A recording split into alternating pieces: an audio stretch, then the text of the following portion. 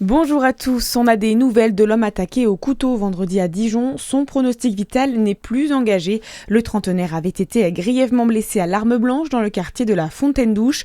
La victime a reçu un coup à l'abdomen d'après la police. Si son pronostic vital était engagé lors de sa prise en charge par les secours, il est maintenant tiré d'affaire selon les forces de l'ordre. Un suspect aurait été interpellé à la suite de l'agression.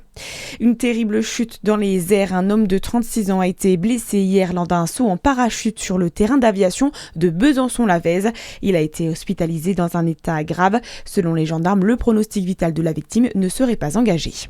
Un Jurassien invente un poulailler mobile, une première en France. Il a installé ce nouveau projet dans son jardin et le déplace tous les 15 jours. L'objectif est double pour ce quinquagénaire.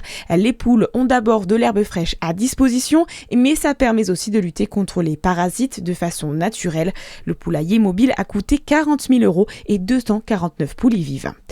Dans l'actualité également, toujours pas d'accord entre l'Iran et les États-Unis, faute de quoi face au blocus américain, le détroit d'Ormuz reste fermé. Le président iranien a aussi réaffirmé les droits nucléaires iraniens. Il soutient que Donald Trump n'a aucune justification pour les en priver.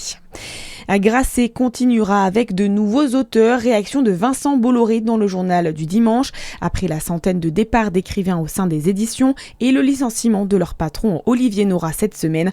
Un limogeage officiellement pour point de vue divergent et, je cite, face aux performances économiques très décevantes, notamment selon le milliardaire conservateur.